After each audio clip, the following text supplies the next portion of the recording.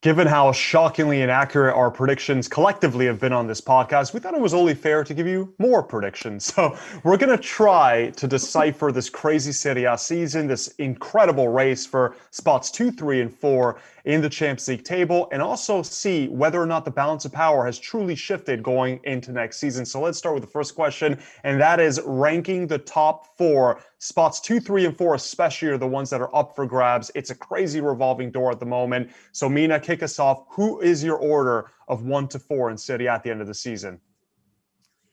I think it's going to be, you see, my top 4 is still my top 4 from the start of the season. I just, obviously, the way that it went is I didn't think Inter would obviously be at the top, but they are.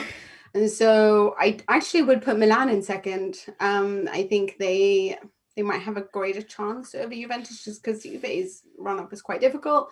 Then Juve, I still think that will make top 4. And my money's still on Atalanta.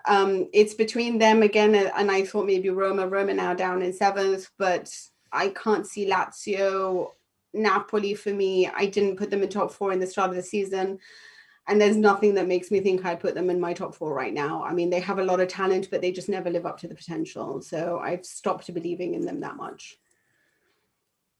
Well, that's my top 4. Person who did predict that Inter were going to win the league this season. The broken just clock. Everyone of that. I will keep them in first spot, obviously, because that's not a hard prediction to make anymore. I think Juventus will end up second. I think they've got just the best squad out of the teams that are hunting for it. And I think that they've got players there like Ronaldo who, when push comes to shove, are going to dig these results out. I think I'm going to put Atalanta in third. I think they've just got a little bit more of the right momentum going at the moment. Luis Muriel is scoring goals. Oh, wow. Just ridiculous rate at the moment.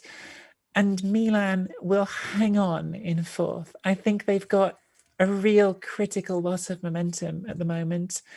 And it's a shame because they've been brilliant in the season overall, and 4th place in the end would still be a good result. But I think they're going to cling on ahead of Napoli in 4th. I can't believe I'm going to say this, but this ranking I think will hurt a lot of fans. Inter in 1st, Juventus in 2nd, Atalanta in 3rd, and I'm going to go with Napoli in 4th. I actually think at this point Milan are going to find a way to lose out on the top 4. I've seen this all too many times. I hate the way that this is going in 2021, given how brilliant they were for a full season. Sure. No, it was a full season. It's just that you can't combine the second half of one season and the first half of the other. Because if they did, Milan would have won the Scudetto. If you took that 2019-2020 season, what they did in the second half post-lockdown was amazing. And what they did in the first half of this season was truly inspiring and spectacular. And we were loving it. And it was a fairy tale story. But the wheels have started to come off. And I am genuinely worried that this will be a colossal collapse and that we're going to see Milan, Roma, and Lazio in those Europa League places. I know it sounds crazy. I don't want it to happen, but I think we're going to get that as the big shock of the Serie A season. Now let's talk about the balance of power in Serie A. Hold on. I just want to say something. Mina? Well, because Milan have 4 more games at home, so that's 4 more losses potentially because they don't seem to just 4 losses at San Siro. That's just how it is. Because they don't seem to win in San Siro. I don't know what's going on there. It hasn't been since the 7th of February, and they've won only 3 matches in San Siro at the start of the year. So let's say they win 1 of them and 1 loss. So let's just say 4 losses. They're going to make top 4 because you don't think Napoli will lose as well?